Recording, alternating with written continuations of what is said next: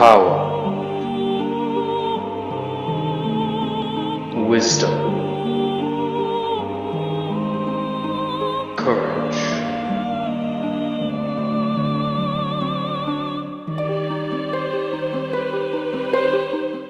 The Legend of Zelda Twilight Princess might be the only Zelda game Nintendo actually hates, because they won't port it to Switch. Anyways, despite Twilight Princess being Nintendo's least favorite game on Earth, it just so happens to be mine. So in today's video, I'm going to be going through why this game is one of my favorite in the franchise. This video is going to be split up into 7 different sections, each section detailing a certain aspect of the game. To kick it off, let's just talk about how the story is told. The game's story takes place after the child ending of Ocarina of Time, where the princess sends the Hero of Time back to his original timeline. Link's goal in Twilight Princess is to stop Hyrule from being taken over by the Twilight Realm, which threatens to drag the kingdom into darkness. But the Twilight Realm was made simply to trap prisoners away, never to be seen again.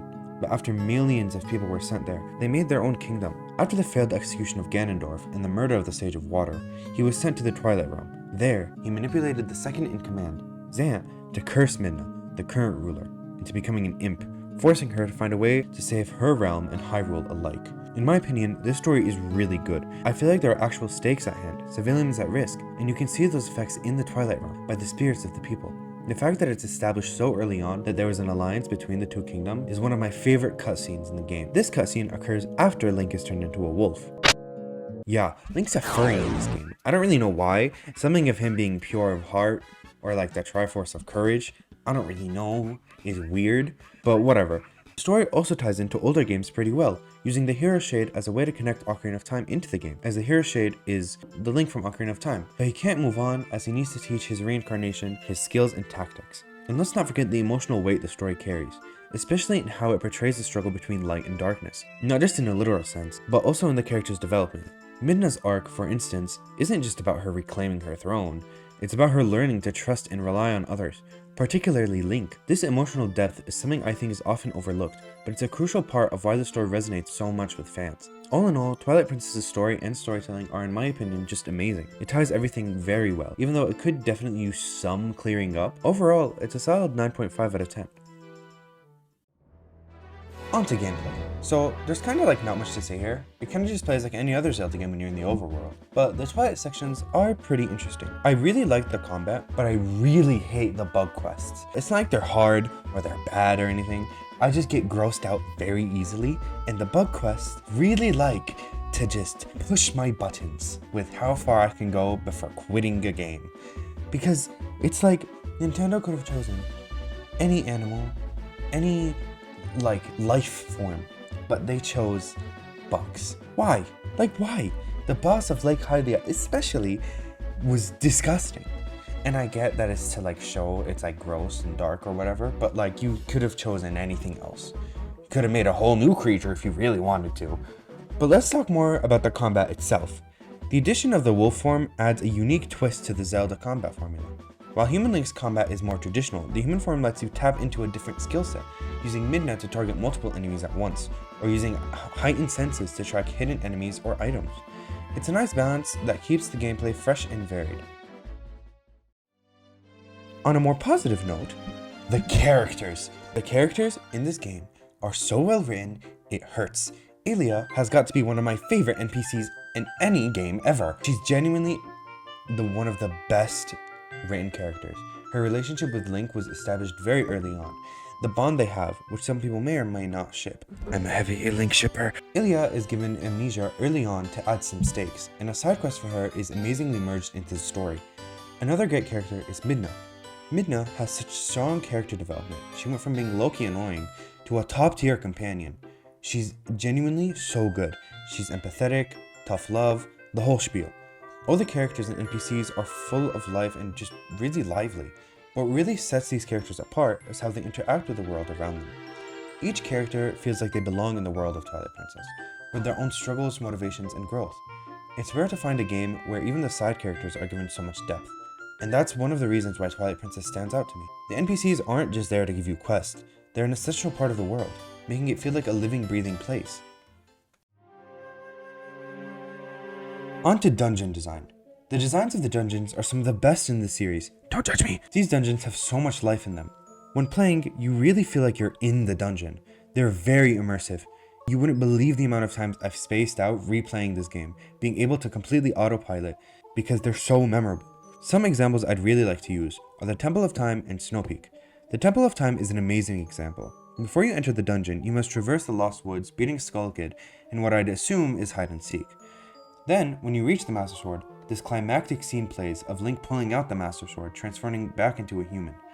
Also, the whole dungeon being based in the past, seeing the almost robotic but not ancient tech was super cool. And Snow Peak's aesthetic was amazing. I loved the dungeon, though I found it quite hard. What makes these dungeons even better is how they utilize both of Link's forms. In many cases, you'll need to switch between human and wolf form to solve puzzles or navigate the environment, which adds an extra layer of complexity and creativity to the dungeon design, which I absolutely adore. I think we can all agree the water temple sucks ass, and no one should ever play that part of the game ever. So for this section, I'm going to cut it up into two parts, the enemies and NPCs. The enemy design is super well done here. Each enemy truly displays the efforts put into the game. They're so perfectly designed for each area. I love how each enemy has a Twilight version, and how each enemy is specifically designed for their area, like the Poes or the Redeads. But beyond just their design, the enemies in Twilight Princess have a certain presence that makes them memorable. Take for example the Darknuts. These heavily armored knights are some of the toughest enemies in the game, requiring a mix of strategy and skill to defeat. They're not just obstacles, they're challenges that make you think about how to approach each battle. As for the NPCs, they're pretty standard. My favorites have got to be the Zoras by far. I like how they look closer to human-fish hybrids rather than full-on fish. The design choice gives them a more elegant, almost ethereal quality that fits perfectly with their underwater kingdom. The music in this game has got to be one of the absolute best parts of it. Every song has so much life and energy in it, all perfectly strung together. Some of my absolute favorites have got to be Farron Woods,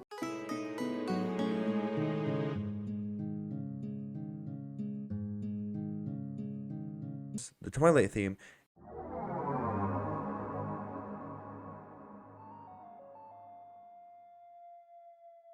and Spirit's Lament.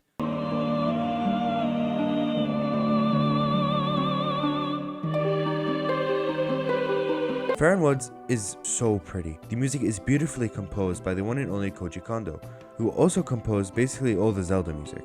The Twilight Realm theme is perfect. It's dark and eerie, almost making the game slightly horror themed. The Spirit's Lament, oh lord, it's so goddamn beautiful. It's genuinely so beautifully put together. It gives me tingles every time I listen to it. But notice how the music isn't just background noise. It plays a crucial role in setting the tone of the game, whether you're exploring the tranquil Farron Woods or battering through the eerie Twilight Realm. The music perfectly encapsulates the atmosphere of each area. It's a testament to Koji Kondo's genius that the soundtrack remains so iconic to this day. And it's not just the music, the sound effects too, they're on point. From the clanging of the swords to the howling of the wind in Hyrule Field, every sound in Twilight Princess is meticulously crafted to enhance the experience. Even the little things, like the sound of Link transforming into a wolf, are so well done that they stick with you long after you've put down the controller. Let's dive into the locations of Twilight Princess, because oh my god, the world of Hyrule in this game is just chef's kiss. Every area in Twilight Princess feels so meticulously crafted, with each location adding its own unique flavor to the game. From the moment you step into Oradon Village, you're greeted with this warm, homey vibe that sets the tone perfectly. It's such a peaceful little place, where you can almost feel the breeze as you wander through the village, interacting with the locals, and just soaking in that cozy atmosphere. It's like the calm before the storm. Then, as you venture out, you hit places like the Elden Province, with Kakariko Village and Death Mountain. Kakariko in this game has this eerie, almost desolate vibe, which contrasts so hard with how lively it was in previous games. The developers nailed the feeling of a place that's been through a lot, and it really hits home when you're exploring. And then there's Death Mountain, with its molten lava flows and the Goron tribe.